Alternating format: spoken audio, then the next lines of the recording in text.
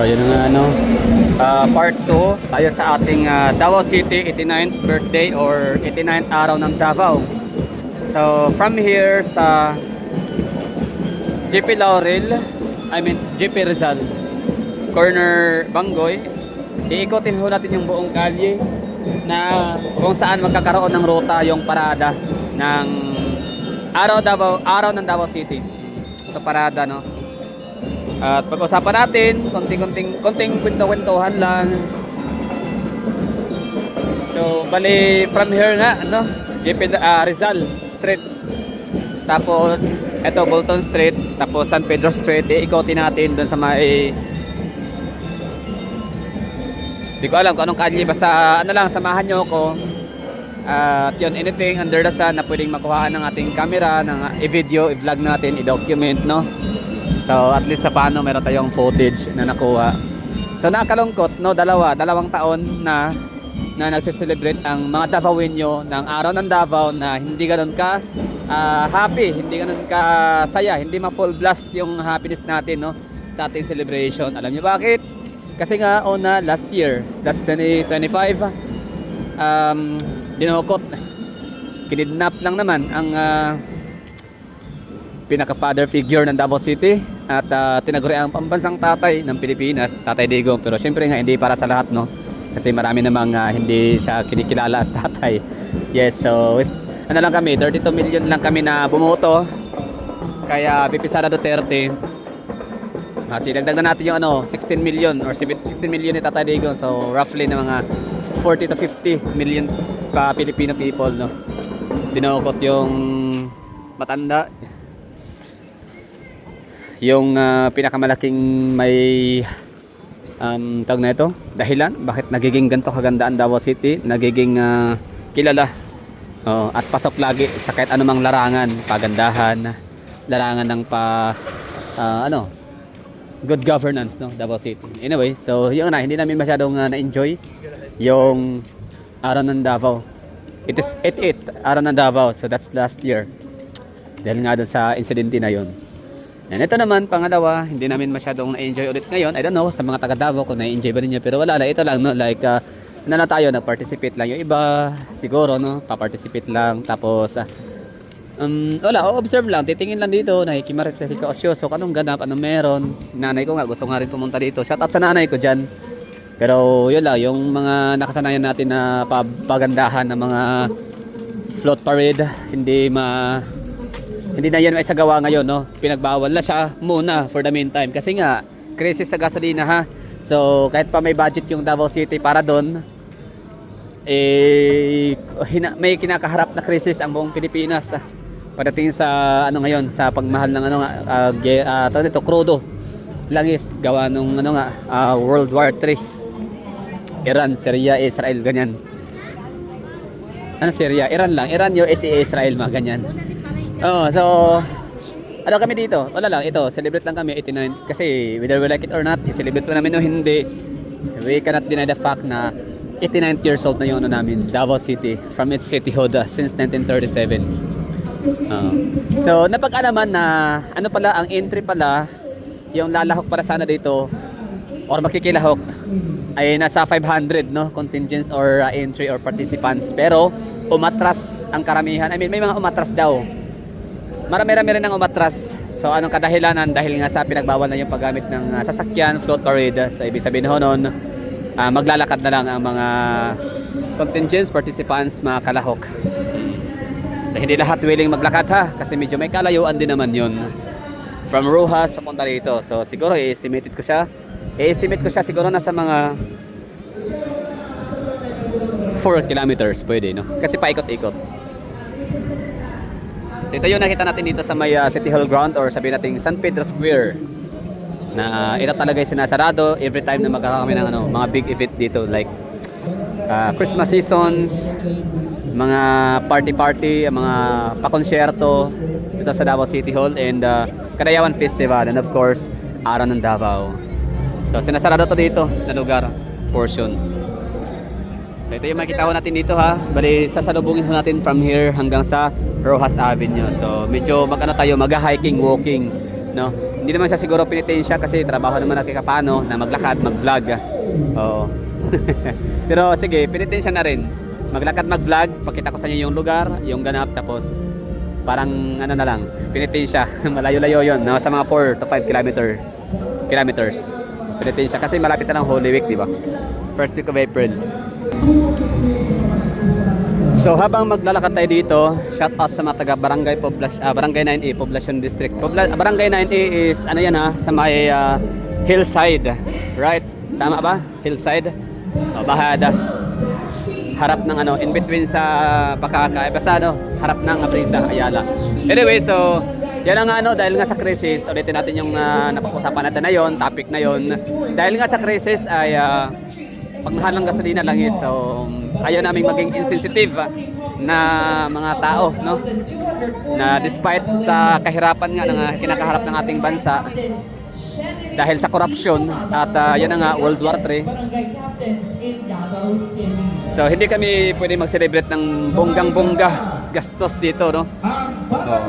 Kahit may budget, may funds naman yan, o walang utang ang Davao City, so yung mga kapirahan dito well spent money talaga yan. Anyway, so ito nga sinabi dito, Super Radio Davao, gikumpirma sa organizer parada sa Davaoenyo na ang participants daw ay nag-withdraw or may mga nagwe-withdraw na mga participants para sa parada ng 89th araw ng Davao City. Bakit sila nag-withdraw?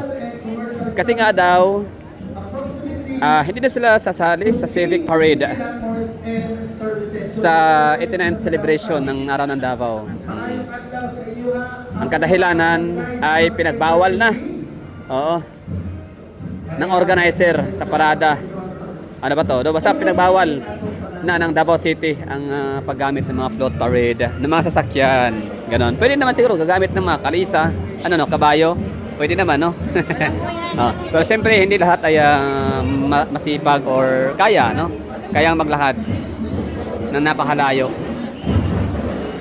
Yan lang, sama na kayo dito. Parang kayo, parang ako lang, ha? It's POV.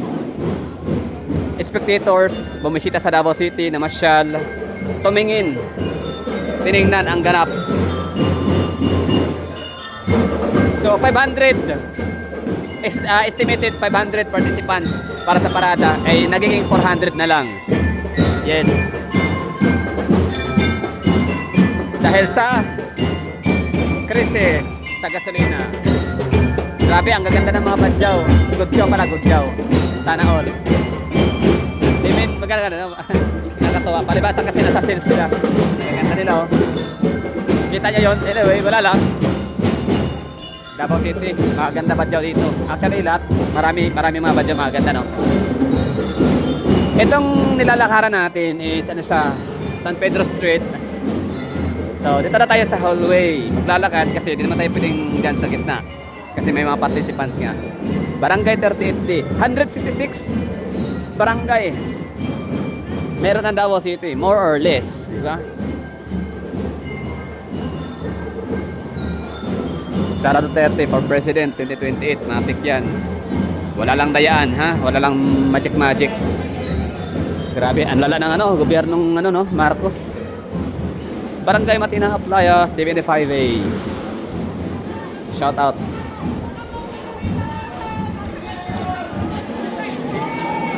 Barangay Bocana, pinakamalaking barangay ng Davao City. I don't know kung sa by land, pero sa population sure na.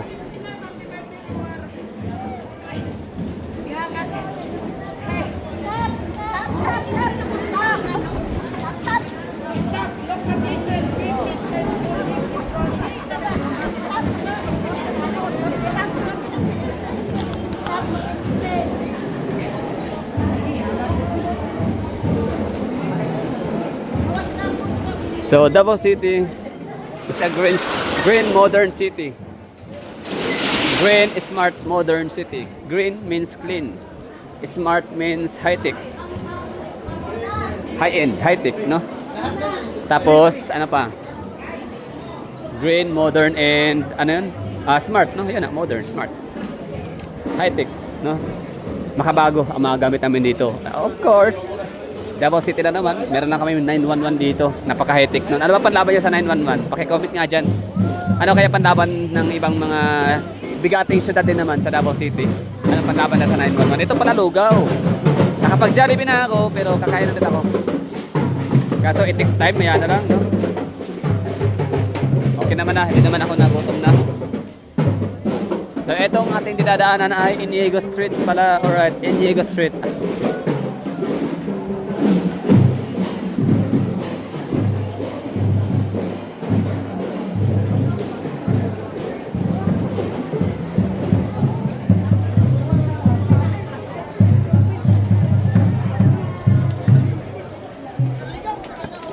Grabe, bango ng lugaw, grabe. Gusto ko yun. Kaso, wala eh. Kailangan natin maglakad. Grabe yung lugaw na yan ha. Nagiging ano siya nationwide. Binitbit ba naman sa Manila? Oo, yung palugaw. Libreng palugaw ng Duterte. Na, siyempre, extended ni, ano no, Senator Bongo. So, just like Malasakit, di ba? Kung ang Malasakit ginawang nationwide na dito nagmula sa Davao, so bakit hindi naman ang lugaw, di ba? So kung nagawa ng Malasakit Center na maging nationwide, ganun din ang ating lugaw. Okay. Barangay Calyawa.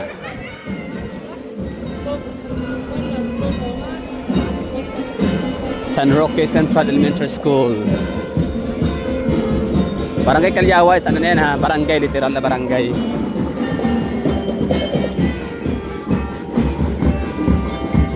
Okay. Against the light.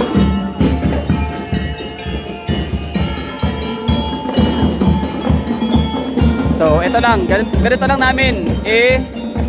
Perform or celebrate yung aming araw ng Davao. 89th year. So it's Barangay Crossing, Bayabas Toril District. Shout out. Ganda dyan, Bayabas Toril, no? Papuntang Eden. Barangay Los Amigos. Ayun, malalayong barangay na to. Mga taga 2nd and 3rd districts.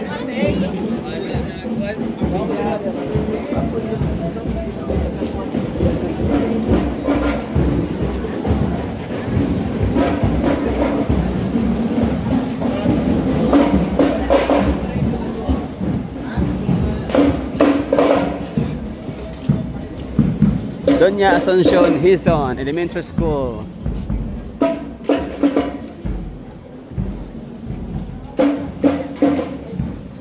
Yan lang ha.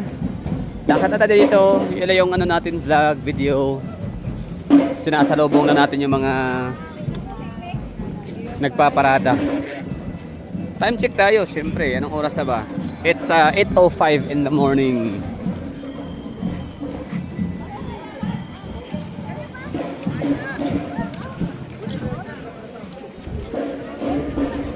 Grabe no, edad ni Tatay Digong 81st birthday. 81 years old na siya sa mundong ibabaw, pero andun siya nagse-celebrate ngayon. Andun siya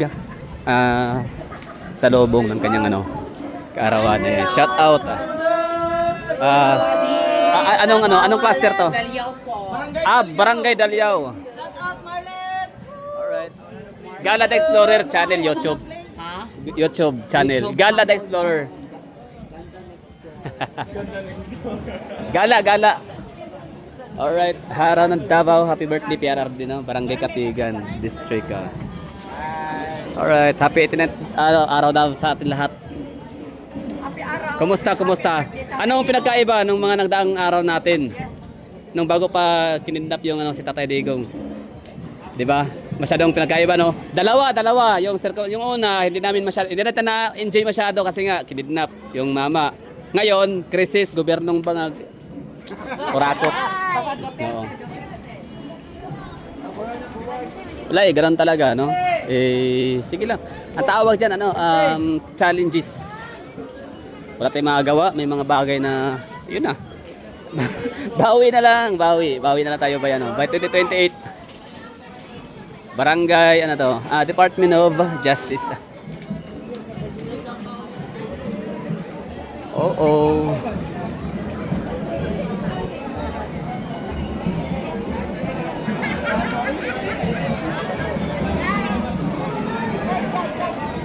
Mighty Band.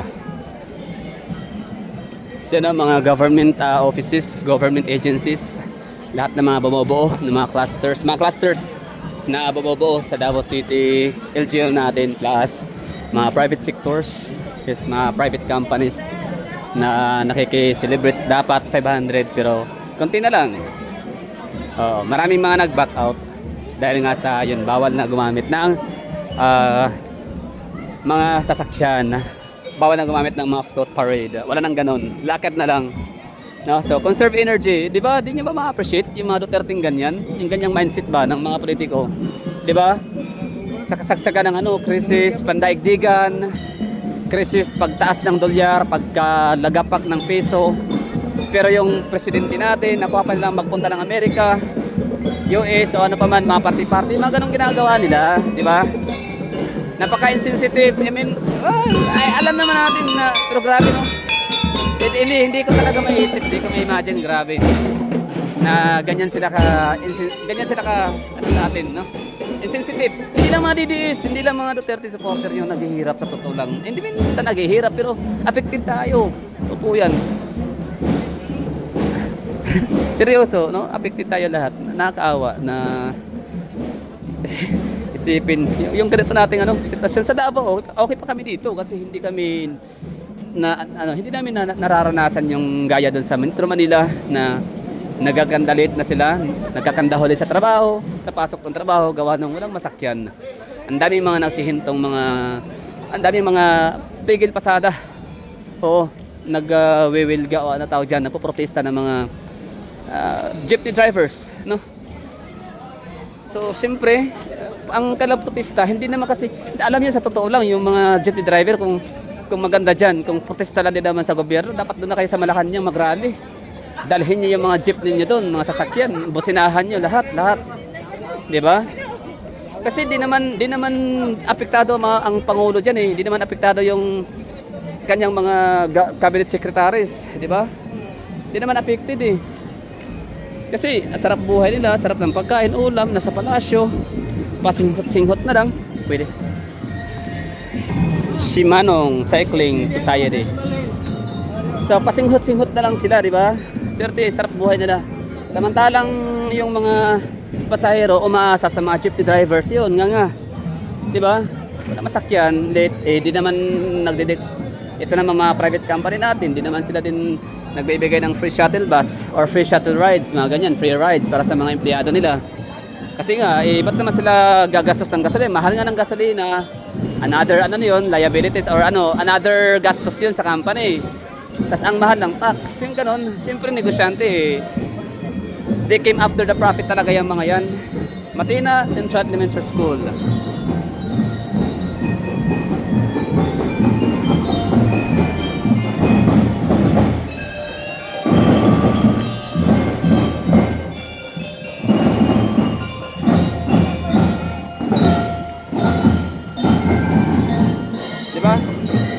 Ang hinahabol ng company, profit, ganansya, tubo, ganon, kita.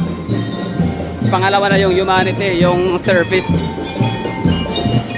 Diba? So, wala lang, kalungkot lang. Wala. Ito yung sentimento ko lang to bilang isang ordinaryong Pilipinong nagbabayad ng buwis na walang magagawa.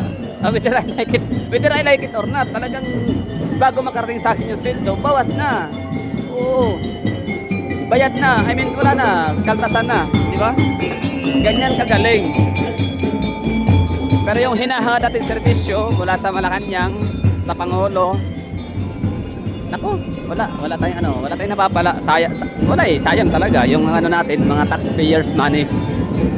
Okay na sana yung tax sa'yo kung hindi natin na pinagtatrabahoan, isa yan sa pinaghirapan natin.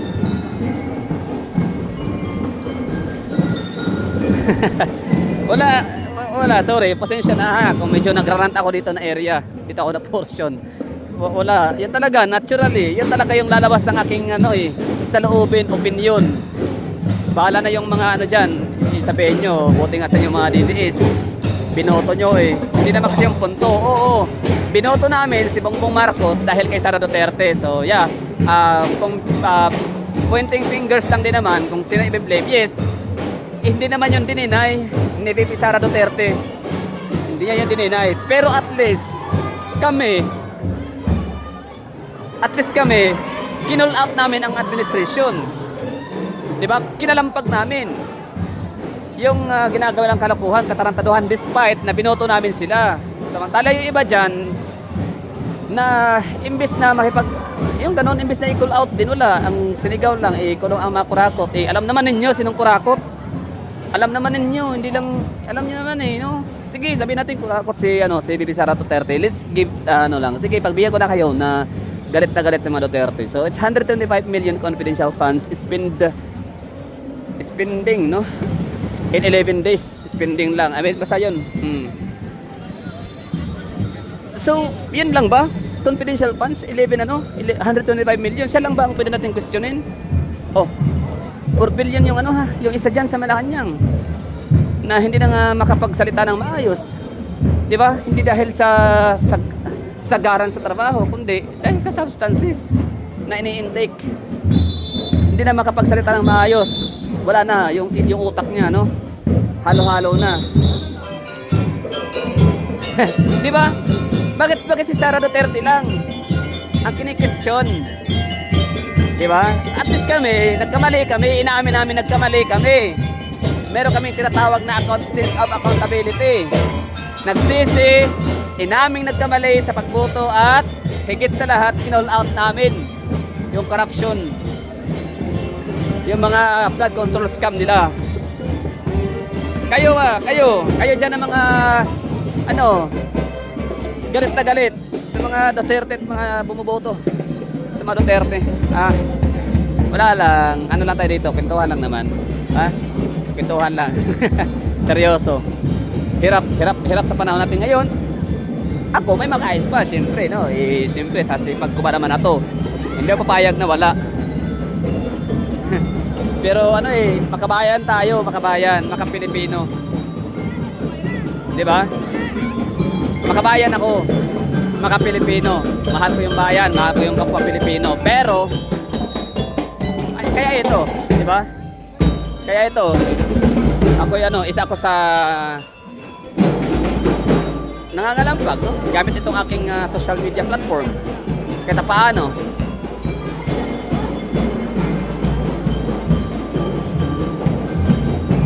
sa totoo lang, kaya naman namin magsaya dito na kaya namin maging masaya, kaya namin ipagpatuloy or gawin yung mga nakagawian namin, no?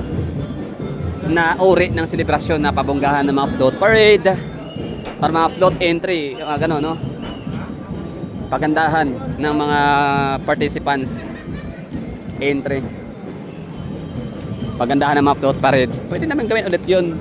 Kasi may budget nga ang Davao City, wala kaming utang dito, ha. Debt free ang Davao City. Sana all. Sana all, sa lahat ng syudad ay merong political will, matalino at wais when it comes to spending money. Hindi yung natitipid lang kasi hindi marunong gumastos ng kung saan nararapat. So dito sa Davao City, yung pera namin dito, ginastos talaga na maayos. Hindi sila gumagastos ng hindi naman talaga din bumabalik, no? Walang masyadong return, obviously. Wala ROI, ganun, no? Yung puro papugi lang, paganda. Nako, mayroong ibang syudad dito sa Pilipinas, hindi ko nababanggitin, syempre, no? Taas na lang yung kamay nyo kung ganyan yung syudad ho ninyo. Yan, despite sa kahirapan, maraming utang ang syudad. Hindi naman ganun kayaman. Like, billionaire city, pero hindi ganun ka super mega rich city in assets or GDP. Pero grabe, buwan-buwan lang naman meron silang festival. Di ba? Oh. Or basta ang dami ng festival. Ayan lang, no? So, grabe. Kung makapaggastos sila ng pera para makapagpapogi, paipal, oo. Para kunyari takpan ang kanilang pagiging incompetence, pagiging inotel at kakurakutan. Ganun yun di ba? Paano ninyo maisasagawa ang pagnanakaw sa kaban ng bayan? No, paano isinasagawa ng mga politisya na yan? Ang kailang kakurakutan na hindi sila nabibisto, hindi nahalata or pinaka dyan, hindi talaga nalalaman, hindi namamataan ng taong bayan. Ayun, diversionary tactics, gagawa ng mga entertainment, ganun. Happy. Habang sila ay nagdanakaw, nangungulimbat ng pera, in the middle of the night, meron silang ino-organize na mga entertainment, ganyan. Nagbabayad sila ng mga celebrity, banda, artist, at kung ano pang mga entertainment, no? Para sabihin ng ayun, ang galing ng mayor namin, ang galing ng congressman namin, ang galing ng governor namin, ang bongga ng fiesta, ang bongga ng araw, ang galing ng ganito, ganyan.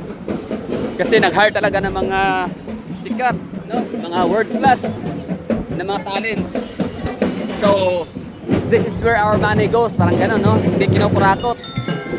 Hindi na alam na may mga pala doon, may mga kickback. Oh, yun, ha?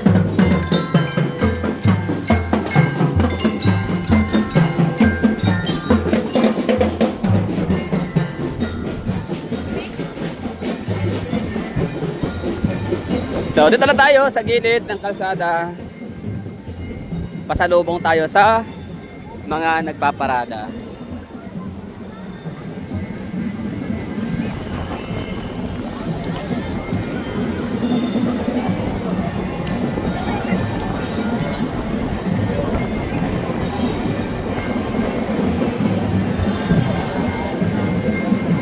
Ito merong float parade. As far as I know, bawal yan daw, bawal. Pero bakit parang merong isa, no? So yan yung mga hamot yan ng Davao, diwa ng Davao. Sabihin natin, ha.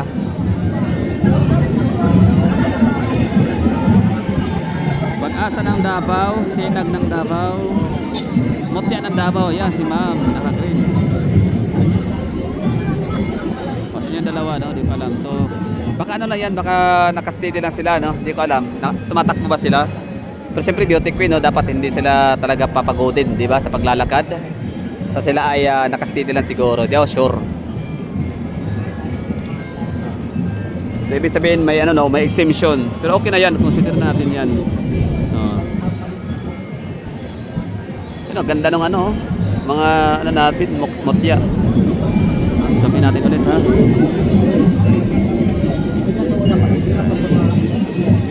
Kaya natin kung kakaway sila sa atin. Wala, ang layo natin kasi. Wala, hindi tayo nakita. Wala, hindi tayo pinansin. Kumakaway ako, ha, behind camera. Para pagpapasin tayo na kumakaway, makawayan din kayo.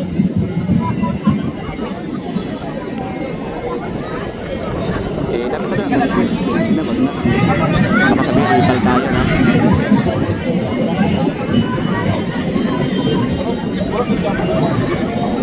So ang nagwagi mopya ng Davao nasa gitna, color green.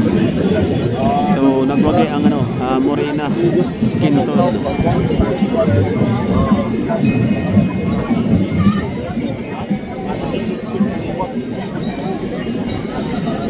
Wala, ayaw tayo pansinin, no? Ayaw, eh.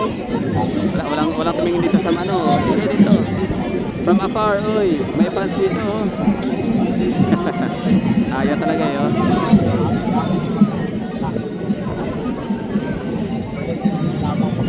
Ayaw. Hindi nga sila tumatakbo. Hindi umaalis yung truck nila, yung sasakyan. Diyan lang sila, nakasteady.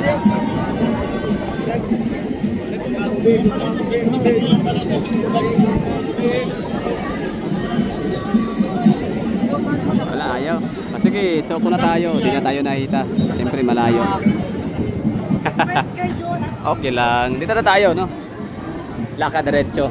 Diba, gandang dabawin niya yan.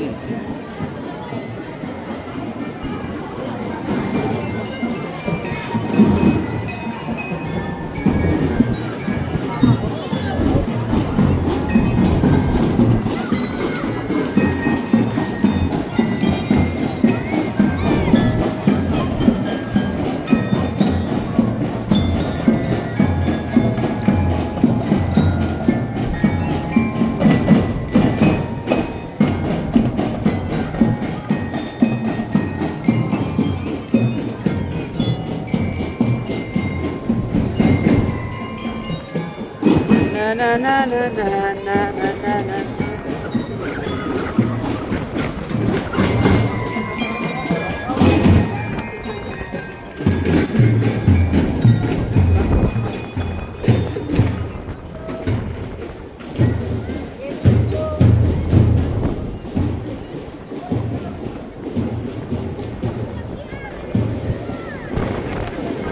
Diretso lang tayo. Time check tayo. It's 8:23 ng umaga. At ito yung ganap dito, no? Witness pa rin natin hakbang maisog. Ano pa rin tayo dito, ha? Witness natin. Yan ang mga kasama natin dito, mga nag-vlog sa Davao. Shoutout yan sila, Ma'am Abby. Ayan na, shoutout natin. Solid Duterte. The best yan sila. Sa'yo, no, yun sila yung mga ano natin, solid na mga ka-Duterte. Solid yun ang mga supporter. Unconditional love. Unconditional love yun na support para sa mga Duterte. Grupo yun dito sa Davao, no, mga volunteer, no, from the word volunteer. Di bayad, heartily given. Kung ako lang sana ay ayun. Ako magiging partisana doon sa volunteer, pero siyempre iba yung gusto ko rin yung perspective ko na outside style ganyan. So sila yung parang inside, ako outside, parang ganun. Pero yung support parehas yan, equal. So mabuhay, ha, mga Duterte supporter all over the world, lalo na sa mga taga Davao City na mga volunteer. So Ma'am Abby, shout out sa inyo.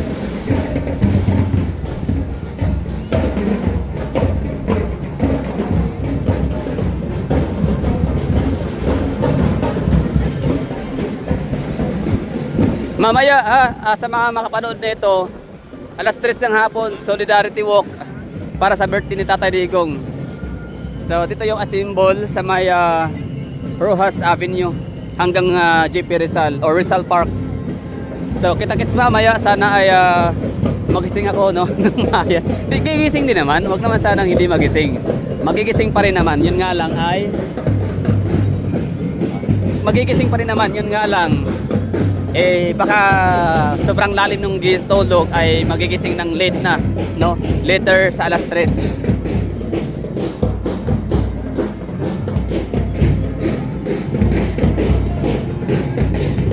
So andito na tayo sa Rojas Avenue intersection corner sa may CM Recto. So since 400 entry or participants sa ating parada sa 89th araw ng Davao, so may kahabaan to, no? Layo pa ng iba. Nagsimula kanina akong mag-vlog around mga 6:05. Nasa mga ganong anong oras, no? Alas 6:05. Or sa sina mga 5:50. Pero sabi na alas 6 talaga, alas 6:05. So nakita ko na yung yung mga nagpaparada, sisimula na. Yung mga office of the city councilors. So baka sila yung pinaka-starting, no? Pinakauna, shout out.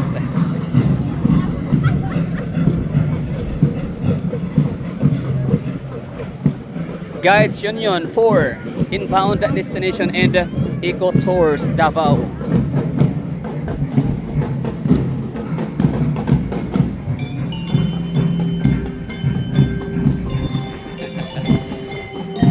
Nay tangani, foto banger, sorry. Alright, so kita na to ang kumain sa to.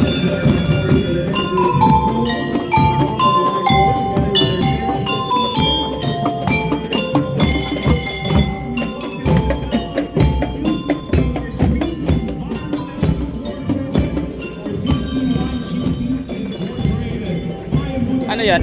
Ong Fam. Yan ba yung vlogger? Ano yan J.O. Ong Fam. Okay. So sumabay sila sa no? Di ako sure kung kay J.O. ba talaga yan yung vlogger na taga Palawan. So if yes, so ibig sabihin ganyan kagaling na vlogger yung taong yun. At maging dito sa Davao City nagkaroon sila ng solid fans club. Ganyan. At sumali pa talaga sa parada sa 89th araw ng Davao. Okay, ang taas, no? Ang layo na nung nilakad natin. Nasa 35 minutes na. Maganda at nakapag-burn tayo ng carbs. Kinain natin maraming rice kanina. O, di ba? Biglang ano, no? Conscious. Health conscious tayo for today's video. Eh, syempre, we're not getting younger. Wala na. So, dito natin ano, i-burn yung mga sugar na nakain natin. Yan. Hi, vlog. Happy 89th araw ng Davao. Anong grupo yon? Bangkas Heights Elementary School. Bangkas is, ano yan eh, Torrel District.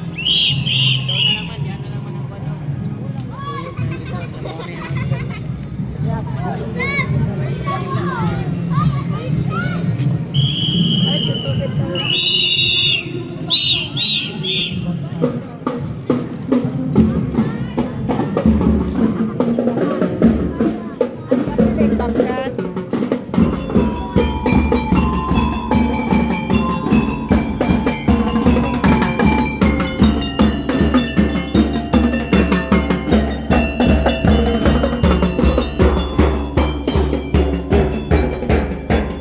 Fame Vixens Modeling Academy.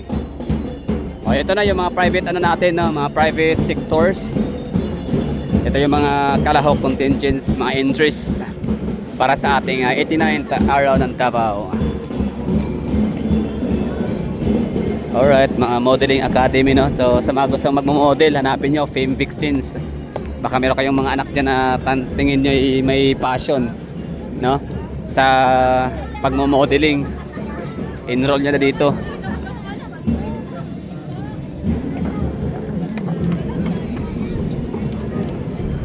Okay, Padre Gomez, Corner Rojas. Dream Star Modeling and Talent Management. Yun. O, diba? So baka pangarap nyo, meron kayong anak na babae dyan.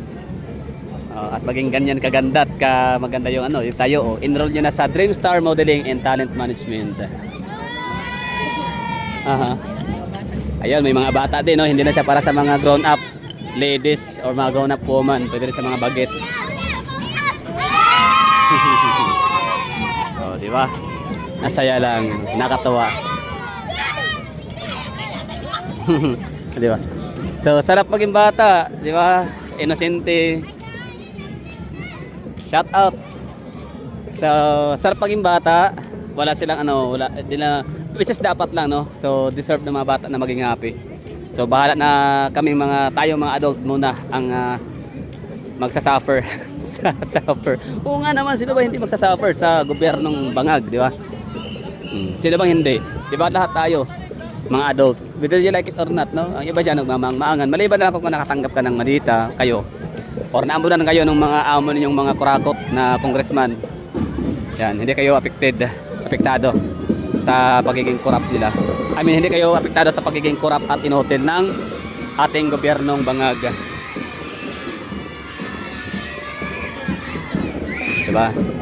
Anyway, ito mga batang to, ito yung nasa isip talaga to ng ano, ng ating BP Sara Duterte. Yung pinaglalaban niya ngayon at pinaglalaban natin para yan sa future generation.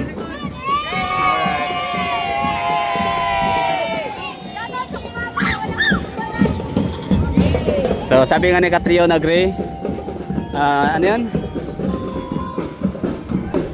Tokpot. Ayan, basta kayo na bahala, i-reply yung ano, sinabi ni Catriona. So okay na tayo dito, no? So dito ko na ending na to. Dito na magtatapos yung ating vlog na sinalubungan natin yung mga sumasali, no? Yung mga participants, yung interest ng ano, ng parada sa 89th araw ng Davao. So mamaya kita-kits tayo sa sana pagkikita-kita tayo mamaya alas 3 ng hapon. Dito yung assemble sa Rojas Avenue papuntang Rizal Park sa may City Hall ground of Davao City.